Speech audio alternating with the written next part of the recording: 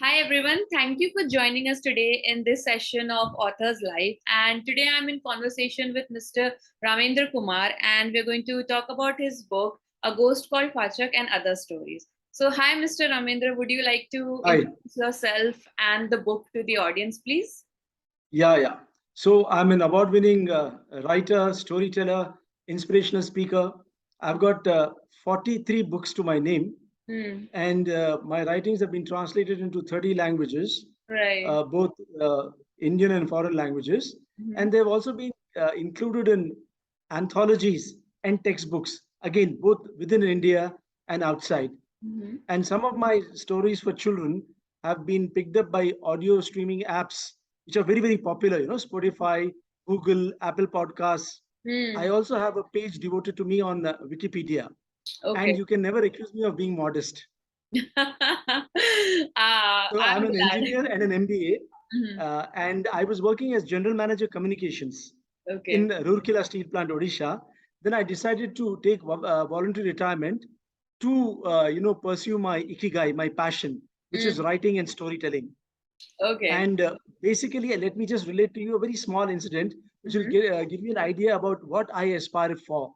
Mhm. So I had gone to Abu Dhabi as a part of the Sharjah International Children's Reading Festival, Mhm. and there were around 1,100 kids. It's a huge number, and Mm. I had to engage them for 1 hour. So in the middle of the session, a girl asked me, "You say you have written more than 40 books, but how come I haven't heard of you?" And there was Okay. pin drop silence. So I said, "I'm not a very popular writer, but I think I'm a good writer." So Ah. basically, I aspire to be a writer who can carry someone's life with Mhm. values, bring dewdrops of humor, sunshine, and rainbows, even if it's only for an evanescent moment, Mhm. but fill them with hope and happiness. Okay. I think this introduction has definitely set a mood for our conversation today because you already covered so many things that I want to talk to you about. But because we're talking about your book today, A Ghost Called Fachaak and Other Stories, can I start by asking the inspiration for this particular collection? For this particular collection, as you know, I'm a cancer warrior. Hmm. So I went through 4 septic shocks. Right. And the SW one septic shock has a probability of just 20% survival.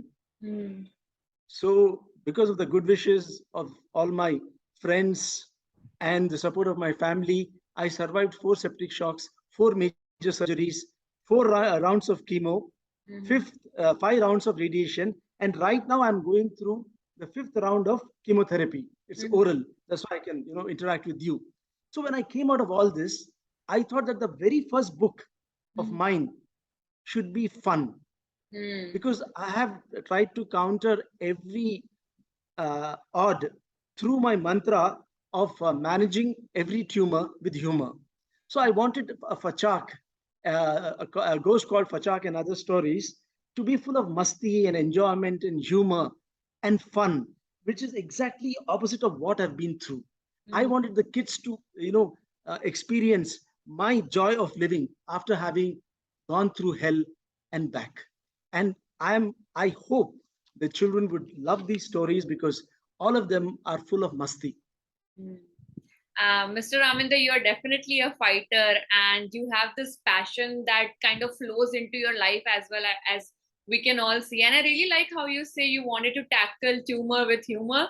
So I can definitely see how your storytelling is something that really, envelops your entire life as well. That's beautiful. And like you said, you wanted people to have masti.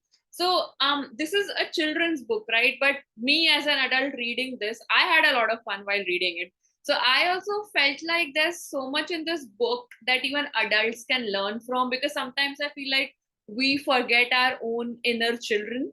So can Absolutely, you absolutely. talk a bit about that maybe? Yeah, so these stories are, like I said, full of masti and all. For instance, there is one particular story which is called Selfie in the Jungle. So Yes. there is this elephant Hmm. whose name is Gizmo, and he's got Hmm. a wife called Gazebo and children called Giz and Goz. Yes. And so he's crazy about gadgets and all. So he finally gets a this thing smartphone and he starts taking selfies and all. Hmm. So there is a parrot in the jungle called Twitter, who says that, sir, your birthday is coming next week, so why don't we have a selfie contest? The king is delighted. So all the animals try their paws and their tails at taking selfies. Right. And for finding out who wins this unique selfie contest, you'll have to read the book. That is one Yes. story. Yes, we're trying The to keep second it story, the spoiler. title story, yeah. The title story is about a ghost called Fachaak who loves maths, who loves food, and he also loves those Saas Bahu serials. Yes. सास भी कभी बहू थी बहू भी कभी Tina सास और थी दोनों Palki आसपास थी. Yeah, those kind of serials. So he befriends a girl called Sarah who's 7 years old, hai. and when both of them are alone in the house, two thieves come, Ragada and Tagada. So how Fachak manages to save his bestie from this Raghu and Taggu is what the story is all about, and I'm Right. sure the readers will be rolling on the floor laughing as they read the book. The Yes. third story, which I would like to mention, is a unique contest called Tug of War. Mm. That is between the animals, led by Hani, the female elephant, and her husband, the king of the jungle, Hanu. They lock their trunks, and all the other animals catch hold of their tails. So, at the end of the story, there is a twist in the tail, unintended, right? So, the tug of war becomes the tug of love. How it Yes. happens, you'll have to read the book. Yes, we are definitely trying to keep this space spoiler free, but because you mentioned these three stories from the book, I would also like to mention the Jungle Icons because I personally love that one. I love the contest that they have, singing contest that they have. So, like I mentioned before, this is a book that can be loved both by children and adults. I really like how you also bring in so many Gen Z concepts like social media or Right. naming one of your characters Twitter. So Yeah. things like that. So I mean, obviously, you have a lot of experience in writing. You have authored 43 books already. So what exactly is the writing process like for you? So for me, the writing process is almost the same for all my stories. I've written 200 plus stories and books and all that. So when the idea comes to me, as soon as I get time, I type it on the word processor. Mm-hmm. And I have this ability, which is bestowed to me by my father, my God, that I can write in chaos. Mm-hmm. I've written, I jot down or speak to my cell phone Mm-hmm. or type it out amidst complete confusion and chaos happening in the house. My kids would be coming running and shouting at each other and complaining against each other. My wife would be complaining that I'm not answering her mother's phone, which is sacrilege. And then since I'm in public relations, somebody, some press fellow would come and say that there's been an accident in your steel plant, and what do you have to say? Between that, I would write. So after my first draft was completed, I usually what I do is I just shut it off, let Mm-hmm. it marinate for a couple of days, and Mm-hmm. whenever I get time next, make the final draft and then send it. I Mm-hmm. don't revise too many times, because Okay. I feel that my second draft is always my best draft. And once the editor comes up with some suggestions, then we have discussions. Mm-hmm. But usually I don't like to give in too much. Mm-hmm. The, Right. the egoist that I am. No, but it definitely also comes from the experience you have writing because, like you mentioned, for you, your second draft is your final draft, and I'm sure that comes from years of experience for you. True, And true, true. definitely, this is a good writing advice to the readers as well. So, or the budding authors that would be watching this. So, do you have other advice you can give to our budding authors who could be watching you right Yeah, see, first and most important thing is the writers think that one inspiration and that's it. now? But to be able to write, you have to read, read, read Right. across all genres, and especially the genre you are interested in writing, Mm-hmm. right? And then write, write, write. I keep saying that don't wait for inspiration, you'll only get perspiration. Mm-hmm. Don't wait that you'll have the ideal environs, the perfect setting, and you'll wait for inspiration and it'll drop down, Mm-hmm. like the proverbial apple. No, it won't. So you Right. have to make it a regular habit. Writing should become your OCD, like for me it is, Mm-hmm. right? And look for ideas everywhere. A conversation in the bus, a scene in a film or a web series, a tweet on Twitter, a post on Insta, somebody's status on Facebook, a caress of a parent. Anything and everything can inspire you. So Mm-hmm. once the idea strikes, the first and foremost thing is note it down or record it. And as and when you get the time, or make time for it and write. Mm-hmm. And don't write for the market or somebody's mother-in-law. Write for Mm-hmm. yourself. Because if you are not happy with what you have written, nobody else will be. And if you are happy, be confident that the very process of creating something is worth it, even if it is not giving you money or fame. That is so beautifully put. I feel like a lot of people struggle with, wanting to put out their writing to the world, but also having that fear of, being perceived for their writing. Yes, yes. Don't bother at all. Right. I also wanted to ask because I mean, you have had so many experiences with writing, and also you have this ongoing battle going on with cancer itself. Does that influence you in your writing at all? Uh, it does, because, like I was saying, that in the worst of times, Mm-hmm. sometimes the best of your personality comes through. Mm-hmm. So I feel, and many of my friends have told me that after going through hell and back again, I think the best of my writing is coming now. I Mm-hmm. recently wrote a poem for my wife, sorry, on her birthday, Mm-hmm. thanking her for being my rocking angel. And that poem went viral because it was deep and straight from my heart. Mm-hmm. And it kind of, talked about my journey over the last 9 months, battling the worst affliction of my life. So definitely it has had a great experience, and it has made me even more optimistic that Mm-hmm. if I can go through these kind of odds, then nothing can stop me. As long as I am here, I have to spread hope, I have to spread happiness, and create that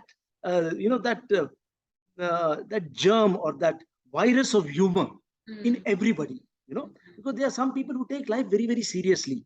There is a my brother-in-law, my sister's husband. He laughs only once a month when he gets his salary. And he's very, very serious about life. So, and he thinks, if Right. had he been alive at the time of Newton, he would have discovered gravity without the help of the apple, because he thinks that we have to be very, very serious, Hmm. and there's no space for levity. And I always choose levity over gravity. That's why I'm like this. Right. I think there's so many things I can quote from this interview itself. There's so many things that you're talking about. And I mean, definitely, Mr. Ramendra, you're definitely such an inspiration to all of us.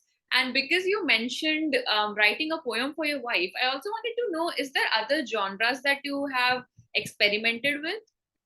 Yeah, I started off by writing satire.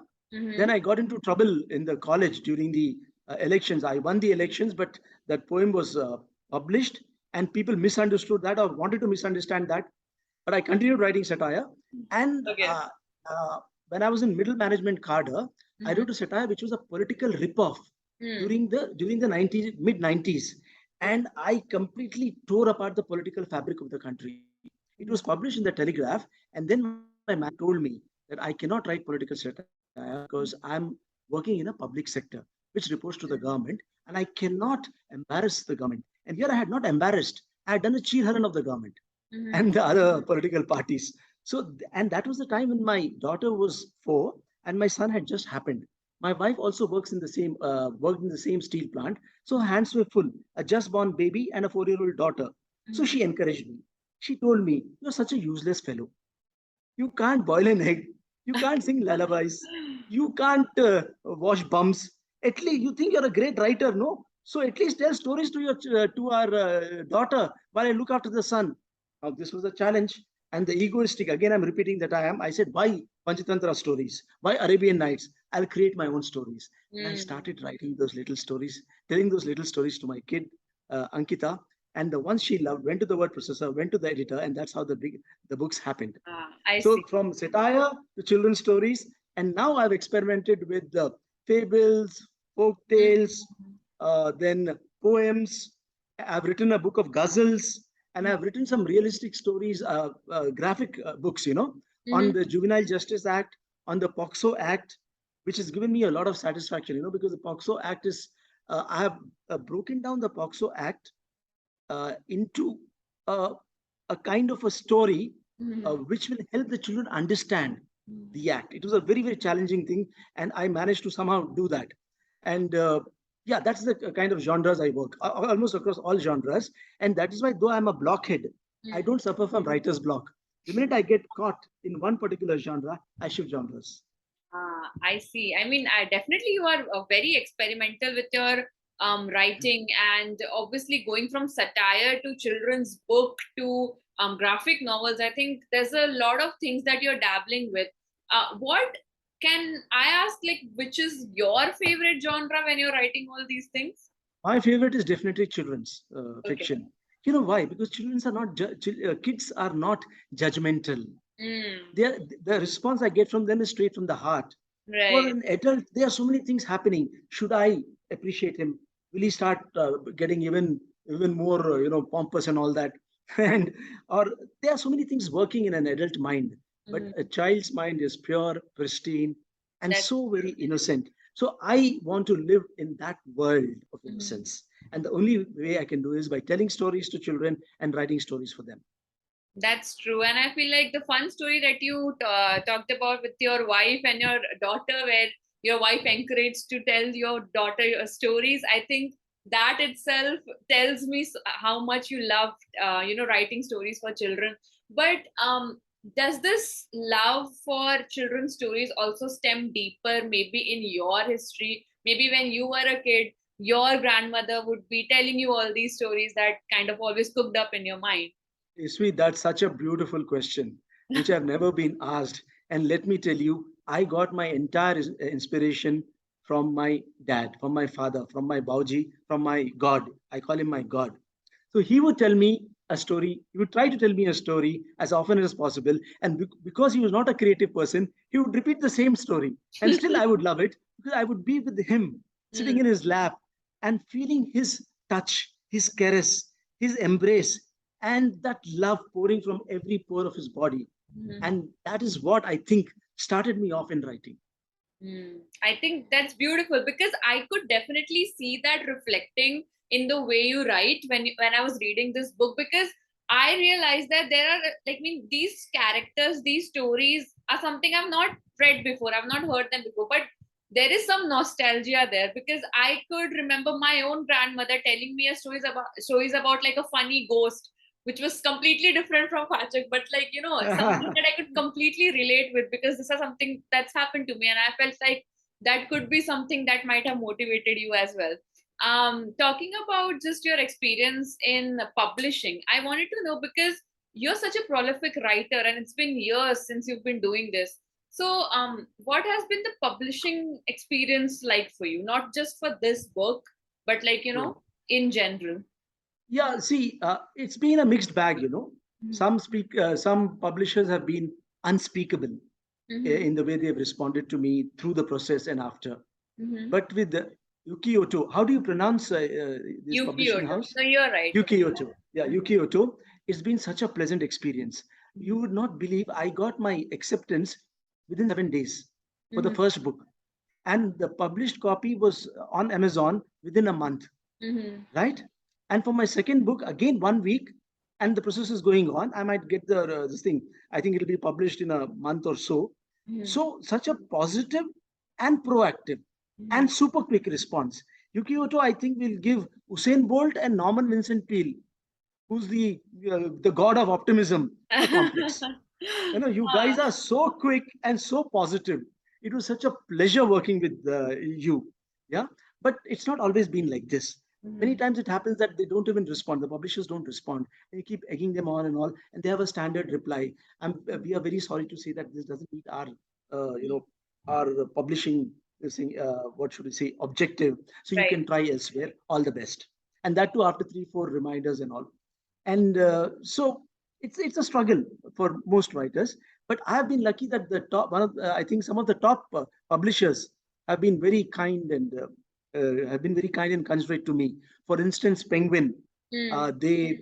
Penguin and Pratham Books from Bangalore, they kind of curated my participation in both international and national festivals. Mhm. And then National Book Trust India, they have my books published by them have been Mhm. picked up by the government Samagra Shiksha Abhiyan, Mhm. and you'll not believe it, more than 2.5 lakh copies of three of my picture books have been sold across the Mhm. country, which is a Wow. big number, because even Yes. 10,000 copies for a children's book in English is considered a bestseller. So these are super, super, super bestsellers, True. right? Yeah, and then Pratham also picked up one of my stories for International Storytelling Day, and it was the sessions were, I think, more than 1,000 sessions across the country in 26, 27 languages. So these Mhm. publishers have been very kind to me, but most writers have struggled. especially in the Indian context, when there are so many manuscripts, so many wannabe writers, and so few quality publishers. True, true. First of all, I mean, I am definitely very thankful that you have such choice words for Ukiyoto, and we are also very grateful that you've published with us, because we always love working with passionate writers such as yourself. So definitely that. But also, I wanted to talk about how your books have been translated in so many languages, right? So there are so many authors who find the publishing experience very intimidating, and because you've had publishing experience with so many publishers, do you have any advice for authors who are looking into publishing? This was the advice given to me by my father. He Mm-hmm. would say that suppose during those days we didn't have email and all. So I would send in an envelope. The envelope would come back Mm-hmm. saying that sorry, etc., that we are not able to publish. My dad used to say, simply change the envelope and send it to some other publisher. Okay. Because because you are rejected by one publisher doesn't mean that your story is bad or your novel is bad. It's just that possibly he doesn't like your kind of writing or he has a poor taste. Think that way, be optimistic and send. And I've been doing that. Even now I keep getting rejected. Rejection is a part of life. See, like I say that every odd which I have faced, Mm-hmm. I've battled with that optimism and positivity. The Mm-hmm. same thing goes through here. You have to be positive, you have to be hopeful. I mean, if you give up, then you're gone. Right. I think, Mr. Ramendra, your optimism is so infectious. I mean, I can feel it in this conversation itself. So, talking about optimism and definitely wanting to tap into more of your books, the last question I have for you is there something I can and the readers can expect from you in the future? What's in your plans? First and foremost is my second book with Ukiyoto. Mm-hmm. This is a very, very special book. It's called India First, Parables of Peace and Patriotism. And Mm. it is being published to commemorate the 75th year of Indian independence. Okay. And all these stories talk about the rich legacy of peace and patriotism which our country stands for, Mm-hmm. and slowly which we seem to be forgetting. In Mm. today's fractured times, we are moving from harmony to a kind of intolerance, Mm. True. which I somehow detest because Mm-hmm. our country has always stood for non-violence and for peace. So all these stories are, kind of, uh, uh, taking us back to that thought process, that credo, that philosophy, that Mm-hmm. ultimately, if we want to survive, it has to be peace, it has to be non-violence, it has to be harmony, and that feeling of nationalism that yes, I'm an Indian first. Mm-hmm. That's why the book is titled India First. I'm definitely very curious to see what you have in this book for us. And also, I really like again how you're jumping from genres to genres. So that is definitely something I'm looking forward to. But yes, I mean, I had such an amazing time talking to you, Mr. Ramendra. Your, like I said before, your optimism is infectious, and I personally love talking to passionate writers like you. So, before we leave this session, is there something you would like to say to the audience? I would only say one thing, Mm. that if you want to be a writer, like I mentioned before, make that your obsessive compulsive disorder in a very positive way. Never ever give up hope. Mm. Have that positivity and optimism, and you will definitely succeed. And by success, I don't mean fame and name and money. By success, I mean self fulfillment and the ability to touch every life at least a little bit with hope and happiness. That's so beautifully put. I feel like I can definitely quote you so many times from this interview itself, and I love Thank you. that. And Thank you. like I said, I loved reading your book, A Ghost Called Fachaak, and other stories, and I'm sure our audience will too. I will be putting down a link to the book in the description box. So definitely check out this book. Definitely buy a copy, and maybe get in touch with Mr. Ramendra to talk about the book. Can you tell the audience where they can, get in touch with you? Yeah, my email is 25ramendra Mm-hmm. at gmail.com. Mm-hmm. I have a website, www.ramendra.in. Mm-hmm. Yeah, Okay. you can get in touch with me in either ways. Okay. And you can definitely leave your reviews on Amazon as well for the book. So Absolutely. yeah. Thank you so much, Mr. Ramendra. This was such a fun session to talk about. This was everything I was hoping for to talk about for the book and everything else. I too enjoyed your enthusiasm and your effervescence. I'm glad. I'm so glad. And I am definitely looking forward to reading more of your books. Thank you so much for joining me Thank today you. in the session. And I thank our audience for joining us today. But unfortunately, this is it. We have to say goodbye now. So thank you so much, Mr. Ramendra. I Thank hope to you. be Thank talking you. to you about your next book soon. Yeah, absolutely. Thank you so much. Thank you Bye-bye. so much. Bye. Bye. Bye.